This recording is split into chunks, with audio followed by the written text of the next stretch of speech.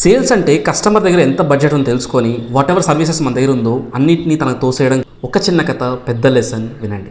హరి ఒక digital marketing agency run చేస్తున్నాడు. Like SEO, SEM, Instagram marketing, Facebook marketing, LinkedIn ads, email marketing, అన్ని సర్వీసెస్ని offer చేస్తున్నాడు. ఒకరోజు హరి దగ్గరికి ఒక క్లయింట్ వచ్చాడనమాట. సో తను ఏం చెప్పాడంటే, హరి నేను ఒక రెస్టారెంట్ స్టార్ట్ చేస్తున్నాను హైదరాబాద్లో.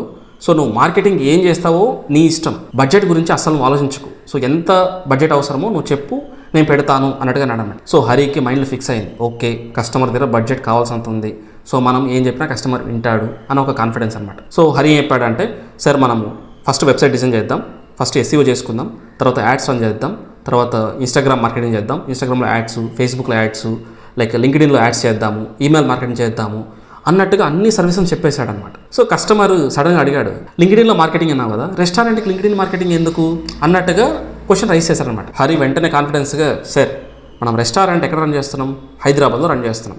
హైదరాబాద్లో ఐటీ ప్రొఫెషనల్స్ ఎక్కువ ఉంటారు.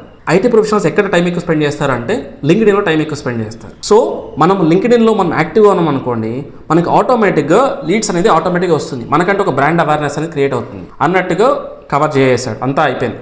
కస్టమర్ కూడా ఓకే హరి నీ ఇష్టము, సో వాట్ ఎవర్ నువ్వు ఈమెయిల్ మార్కెటింగ్, లింక్డ్ఇన్ అన్నీ చేయనట్టుగా బడ్జెట్ అలొకేట్ చేసేసాడు అనమాట. ఒక 3 months అయింది. మార్కెటింగ్ బడ్జెట్ అనేది చాలా ఓవర్గా వెళ్ళిపోతాను. కస్టమర్కి ఏం అర్థం కావట్లేదు, అసలు ఎందుకు ఇంత ఖర్చు అవుతుంది, మనకి ఎలాంటి లీడ్స్ రావట్లేదు అన్నట్టుగా ఒక క్వశ్చన్ అనమాట. ఒకరోజు హరికి చెప్పాడు, హరి మనం మార్కెటింగ్ ఎంత ఖర్చు పెడుతున్నాం, అసలు ఎలాంటి లీడ్స్ రావట్లేదు ఏంటి అంటే, దానికి హరి వెంటనే, సార్ మార్కెటింగ్ అంటే చాలా టైం పడుతుంది, ఇది స్లో ప్రాసెస్ సార్, వెంటనే మనకు రిజల్ట్ రావాలంటే రాదు కదా సార్ అన్నట్టుగా కన్విన్స్ చేశాడు. హరి మనసులో ప్రౌడ్గా అనుకున్నాడు, నేను ఎలాంటి కస్టమర్ అయినా కన్విన్స్ చేయగలను అని.